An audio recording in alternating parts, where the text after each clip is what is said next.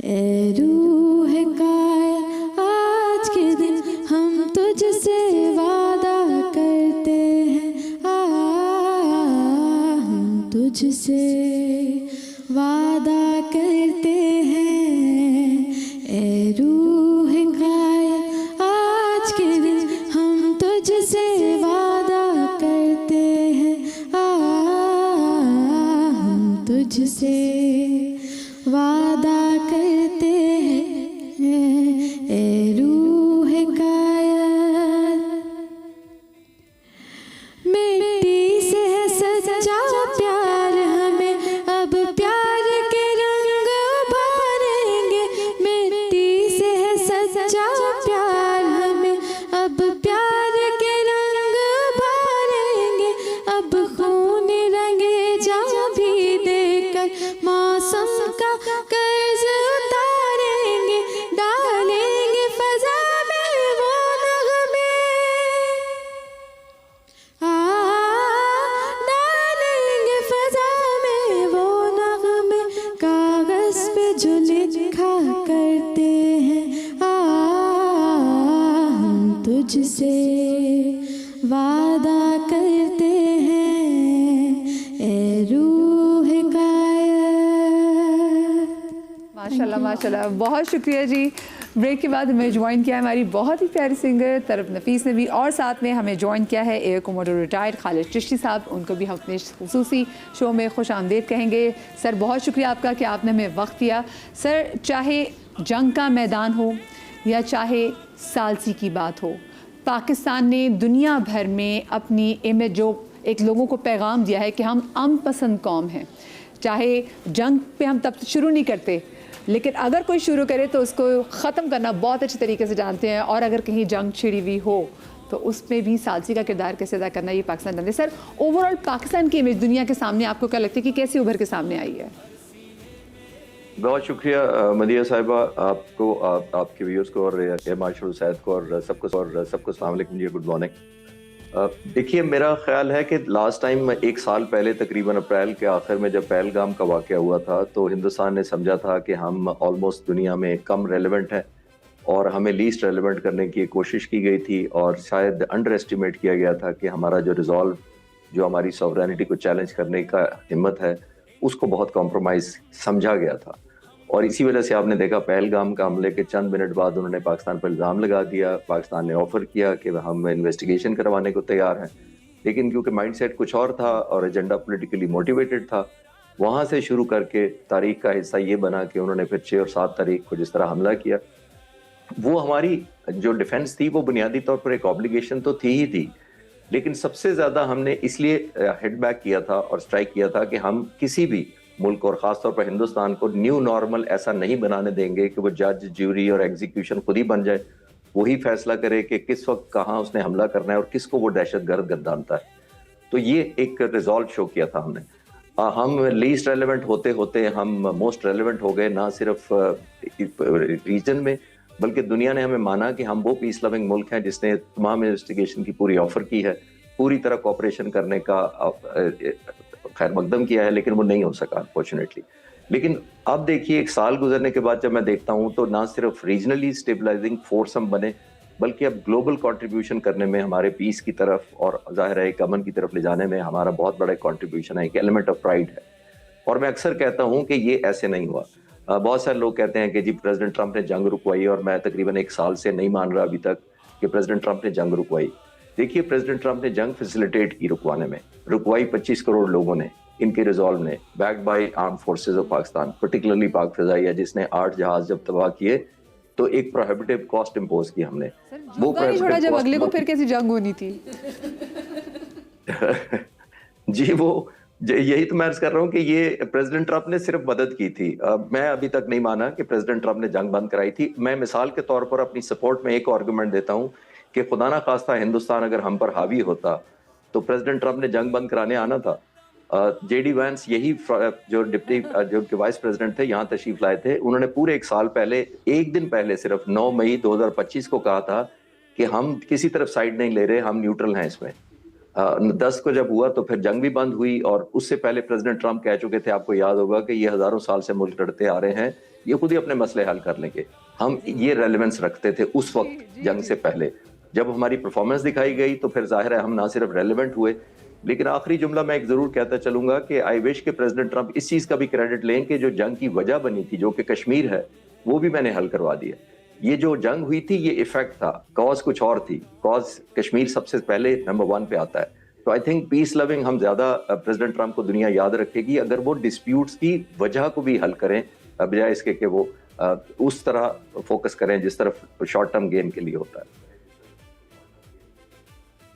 अच्छा, मैं बस आपसे आखिरी सवाल ये पूछना चाहूँगी, मुझे बताइए कि हम हमेशा देखते हैं कि पाक फ़िज़ाइया बहुत बहुत हैवी आती हमेशा से, मतलब पाकिस्तान की एक मैं देख रही थी, एक हमारे गैर मुल्की इंटरनेशनल पॉडकास्टर थे, हमारे तो नहीं खैर, तो उसमें था कि दुनिया की जो सबसे ताकतवर जो अफवाज है उनमें जो सबसे टॉप का जो नंबर है, लोग गैस कर रहे थे अच्छा यूके है, यूएस है, उन्होंने कहा नहीं ये पाकिस्तान है। और फिर लोगों ने देखा भी कि वो पाकिस्तान कैसे बना।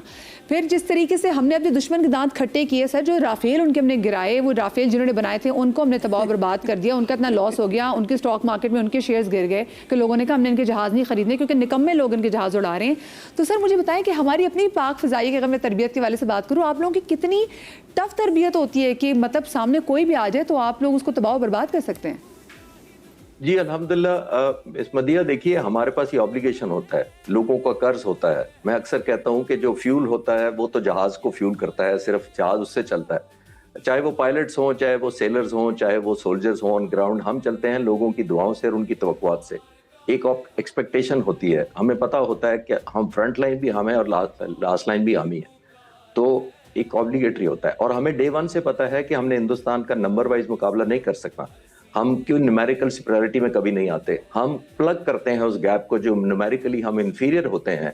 और किस तरह करते हैं, एक हमारा जज्बा ईमान है और दूसरा हमारी क्वालिटी ऑफ ट्रेनिंग है, और नंबर तीसरी और मोस्ट इंपॉर्टेंट है कि हमारी टेक्नोलॉजिकल जो हमारी ग्रास्प या एडवांटेज होती है, हम उसका कैपिटलाइज करते हैं।